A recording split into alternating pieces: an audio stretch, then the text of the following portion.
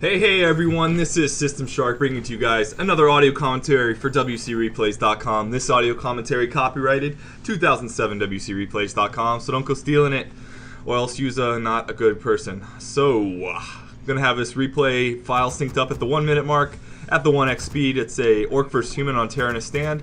And yes, it's going to be Grunt and Raider Spirit Walker cheese from the Orc side. But there are going to be some very interesting micro decisions made in this game, which is why I'm deciding to do an audio commentary on it. And also some very cool moves by the human player, although he does end up losing. There, I spoiled it for you. We'll still get to see some very interesting points in the different battles that take place in this match. 1 minute mark, 1x speed, fog of war off. Gonna unpause here in 5 seconds. 5, 4, 3, 2, 1, unpause.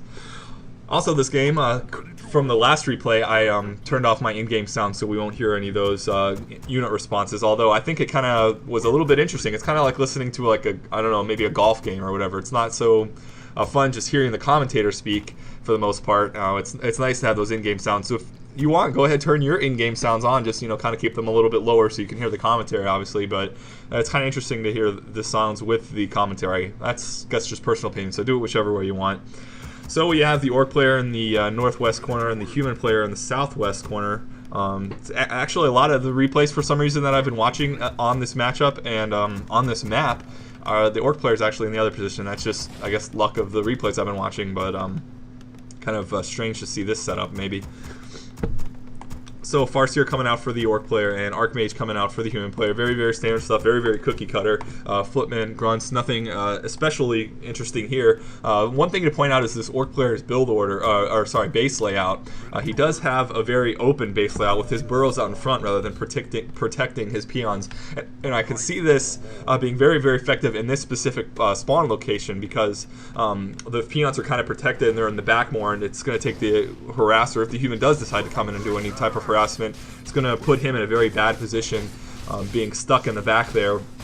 Although it's still kind of open, he's going to have to go through those burrows to do any damage. But then again, you do have his burrows way out in the open and vulnerable to attack, so he's kind of protecting them by putting his shops, like he's got his Voodoo Lounge out front, he's got his barracks even way out in front, just mainly kind of to protect those Orc burrows, make it so that if he is going to get some pressure put on his Orc burrows, he has to get into kind of a weird position to do it. Early game anyway. So both players opting to creep out their Goblin Laboratory and then the 3 Apprentice Wizard camps near their base, and they do it very, very well. They do it quickly. You see the human player obviously being able to do it faster with Militia. However, Orc player does a pretty good job of doing it too. He just now finishes his camp. Both at level 2 at the moment. It looks like the human player is opting to get those Cobalt Tunnelers out on his side. So again, a little bit of creeping going on right here. If you want to take a look on the eastern side of the map, there's a footman chasing a peon. He's going to abandon that chase because the peon was heading into the mercenary camp to get suicide and possibly kill that footman off as well. But peon, really close micro decision. He had, like, I don't know, 30, looks like he has 39 HPs right now. He brings his peon back, so he does save that peon, even though it was probably a certain death there, being chased by that footman and running into that mercenary camp. So pretty interesting move. Just again, watch the HPs of your units and try to be aware of your surroundings. If you're going to lose a unit, obviously it's better to suicide it on a creep rather than giving your opponent that experience. So try to be aware of that if there's that option is around, or you can kill it off yourself if you have a hero or other units around. Just auto attack or you manually attack on it. I want you guys to stay at your keyboards and make sure you're holding Alt every now and then. Just kind of tap it. I'll let you know when to do that.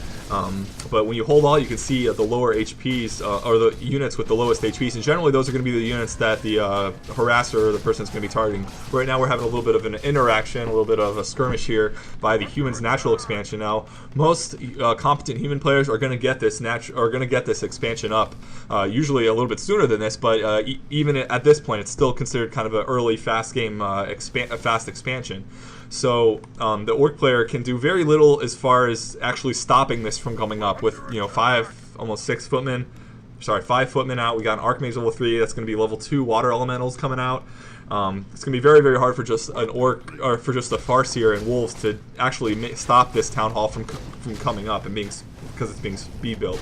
He does bring his 4 grunts that he was just creeping with while he was doing the harass to try to actually cancel this from going up. And ideally, if he could do it, he wants to do it. But it's going to be very difficult. So when you realize that it's almost impossible, to make that stop that from going up, you just try to pick off the peasants and you try to pick off the lower HP units. Ideally, you don't want to lose any of your units as well. So he's keeping a good eye on his grunts, and he's picking off. He's doing a good job of actually getting some of those footmen really low life, and he's using his Farseer to get the last bit of damage done on here.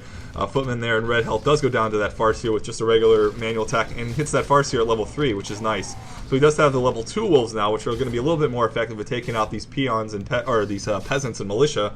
But the militia, the town hall is going up, and now it's fortified with guard towers, so it's going to be very kind of folly for him to kind of stick around in this. He's just taking damage with this Farseer and possibly losing his wolves. So he's just trying to pay attention, see what he can catch.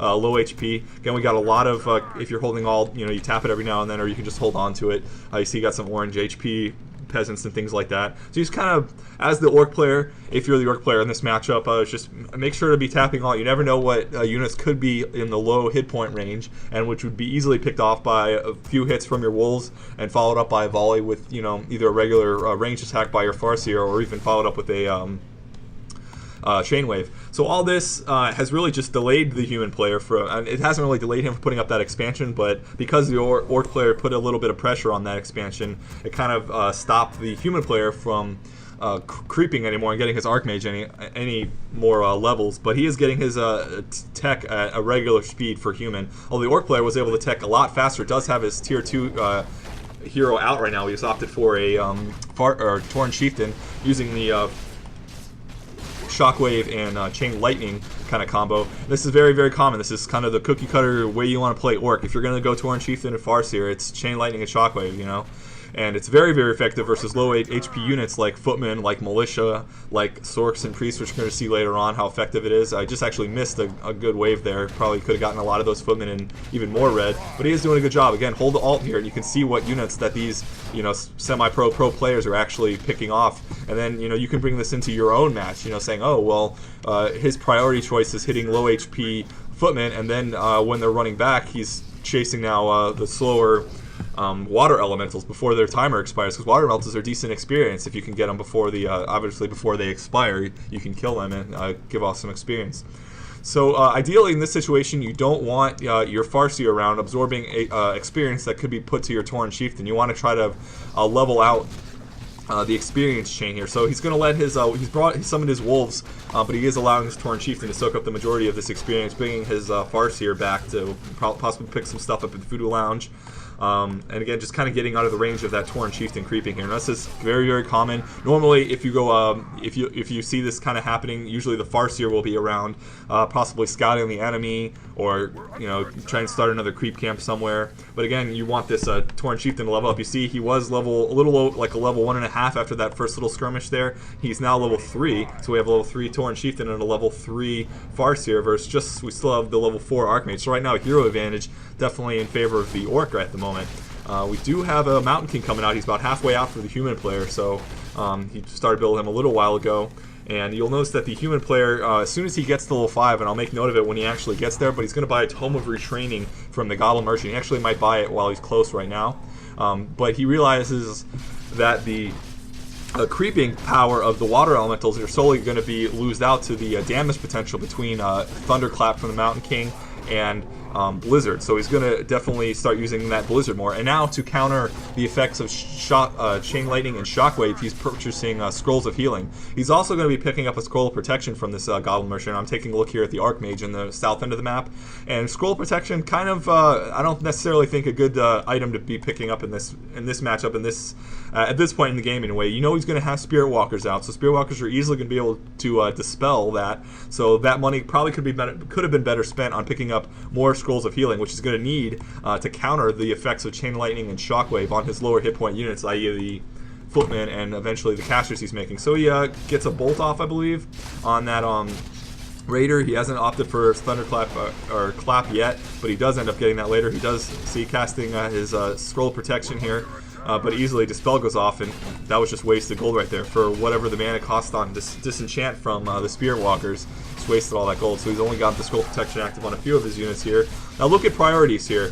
He notices, the human player notices that the Tauren Chieftain doesn't have Scroll of Town Portal, so he starts focusing on that. So the Farseer comes in and passes that Scroll of Town Portal off to the Tauren Chieftain. Now the Tauren Chieftain realizes, hey, the human player is focusing on